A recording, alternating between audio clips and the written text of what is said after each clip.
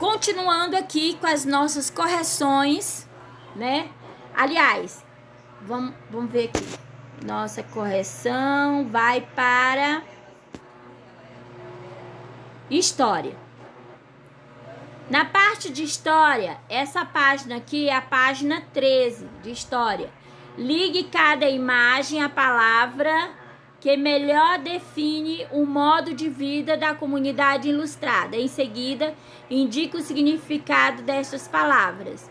Então, tem sedentária e nômade. Então, o sedentário é para a segundo desenho e o nômade é para o primeiro desenho. O que significa? Por que ele é sedentário? De acordo com este modo de vida, as pessoas cultivam alimento e criavam animais para garantir o seu sustento da aldeia ou cidade. Igual é nós hoje em dia. Quem tem uma propriedade que pode criar, que pode plantar fazer uma horta no quintal, pode plantar plantas frutíferas. Então, nós somos sedentários, né? Nós somos sedentários. O que é nômade? De acordo com esse modo de vida, as pessoas buscavam os alimentos de que necessitavam na natureza por meio da caça e da coleta. Então, nômade são pessoas que procuravam, eles não criavam, eles iam procurar em outros lugares, eles iam caçar os animais. Eles não criavam perto de suas casas, eles não tinham esse hábito. Eles procuravam da natureza as frutas, os alimentos. Eles não plantavam. Então era nômade. E também muitos deles nem paravam no mesmo lugar. Entendeu? De acordo com a história, quem começou essa parte assim de criar os animais e plantar foram as mulheres. Por quê? Porque as mulheres ficavam em casa para cuidar dos filhos. Como os maridos demoravam muito a retornar, né, para casa com a caça, com os alimentos, elas começaram a procurar mais perto, a querer plantar, cultivar mais perto de suas casas. Então, quem começou esse hábito foram as mulheres. As mulheres, né? Ai, que lindo. Então, a segunda questão. Lê as frases e assinale V para as afirmativas verdadeiras e F para as falsas.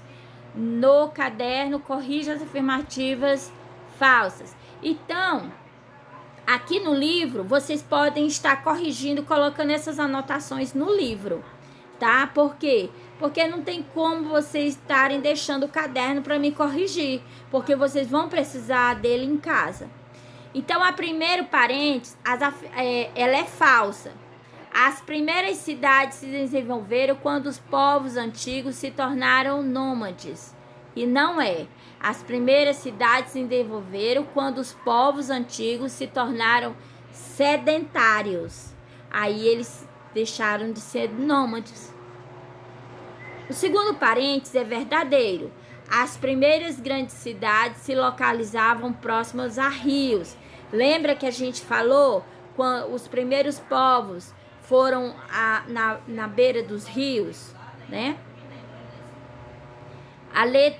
O terceiro parênteses, ele é falso. Com o crescimento das aldeias, o surgimento das cidades e hábito de caçar foram abandonados. Não. Mesmo com o crescimento das aldeias e com o surgimento das cidades, o hábito de caçar não foi abandonado. Tanto que hoje, até hoje em dia, aqui, principalmente na nossa região norte, nós temos muita gente que caça e pesca, não é verdade? O próximo parênteses é verdadeiro. As sociedades sedentárias fixam moradias em determinado local, né?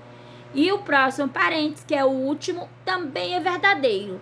Nas primeiras cidades, a divisão do trabalho contribuiu para o surgimento de diferentes grupos sociais. A terceira questão está assim: que mudanças foram provocadas pelo surgimento do comércio há milhares de anos? Aí vocês vão fazer da seguinte maneira. Esperamos que os alunos respondam que o comércio, além de possibilitar a troca de produtos materiais em diferentes povos, ampliando a variedade e a quantidade de mercadorias em uma comunidade. Também teve grande importância nas trocas de conhecimento e culturas entre diferentes sociedades. Até hoje quando, por exemplo, quando uma pessoa planta milho, aí o milho vem bem, ele geralmente fala para os outros o que tipo de adubo ele usou, que tipo de milho ele usou, a semente, por causa que aquela semente saiu também, né? A época de plantar. Então tem tudo isso, tem trocas de conhecimentos. Aqui nós já vimos. Aqui eu fiquei em dúvida, né? Se foi passada.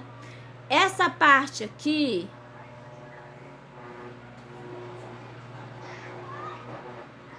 de geografia.